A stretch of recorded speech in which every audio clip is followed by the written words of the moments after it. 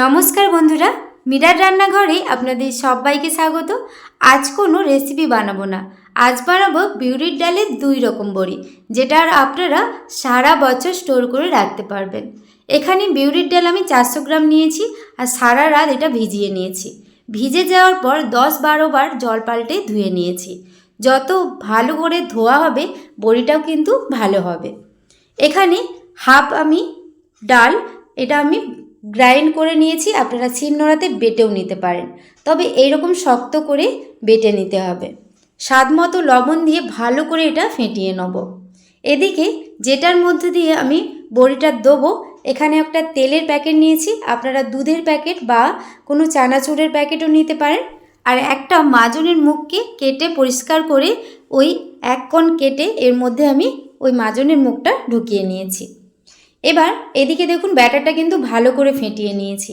প্রথমে আমি পোস্ত বড়িটা দেবো, 1 চামচ পোস্ত দিলাম, দিয়ে ভালো করে মিশিয়ে নেব। এখানে আর কোনো রকম ফেটানোর দরকার নেই। আর ব্যাটারটা ফেটানো হয়েছে কি না সেটা বোঝার জন্যে একটা বাটিতে জল নেবেন, কিছুটা ব্যাটার ফেলে দেখবেন যে জলের ওপরে যখন ব্যাটারটা ভেসে আসবে তাহলে বুঝে নেবেন যে ব্যাটারটা ভালো করে ফেটানো হয়ে গেছে।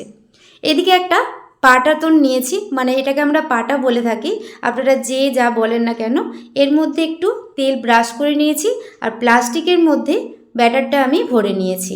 এইভাবে ছোট ছোট করে প্রথমে পোস্ত বড়িটা আমি দিয়ে দিচ্ছি। আগের দিনের এই বড়িটা আমি দিয়েছিলাম, তারপর থেকেই দিচ্ছি। এইভাবে আমি পোস্ত বড়িটা সব দিয়ে দিচ্ছি। আমার চ্যানেলে আপনি যদি নতুন হয়ে থাকেন প্লিজ আমার চ্যানেলটি সাবস্ক্রাইব করবেন আর পাশে থাকা বেল আইকনটা পুশ করে দেবেন আমার নতুন ভিডিও পাওয়ার জন্যে। এখানে আর কিছুটা ডাল আমি বেটে নিয়েছি, এটা আমি কালো জিরে দিয়ে যে বড়িটা হয় সেটা দেবো। এটাকেও আমি ভালো করে ফেটিয়ে নিয়েছি। যখন ফেটানো হয়ে যাবে তখন বুঝতেই পারবেন ব্যাটারটা অনেকটা হালকা হয়ে যাবে আর বেশ কিছুটা ফুলে যাবে। কালো জিরে 1 চামচের মতো দিয়ে ভালো করে মিশিয়ে নিলাম। আবারও এটা আমি প্যাকেটের মধ্যে ভরে নিয়েছি, আবারও ছোট ছোট করে বড়িগুলো দিয়ে দিচ্ছি। আপনারা এর থেকে বড় করে বড়িগুলো দিয়ে দিতে পারেন। এইভাবে আমি সব বড়িটা দিয়ে দেবো। দিয়ে দেওয়ার পর তারপর আপনাদের দিকে দেখাচ্ছি। ফেসবুক পেজ দিকে যদি আপনারা দেখে থাকেন প্লিজ আমার ফেসবুক পেজটা ফলো করে পাশে থাকবেন।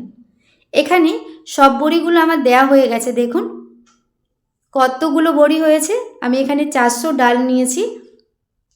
এই বড়িগুলো শুকিয়ে যাওয়ার পর তারপর আপনাদের দিকে দেখাচ্ছি। 2 থেকে 3 দিন রোদ্রুতে দিয়ে দেওয়ার পর দেখুন বড়িগুলো সুন্দরভাবে শুকিয়ে গেছে, আওয়াজটা শুনেই বুঝতে পারছেন। আর একটাও বড়ি কিন্তু ভেঙে যায়নি, দেখুন কত সুন্দর হয়েছে।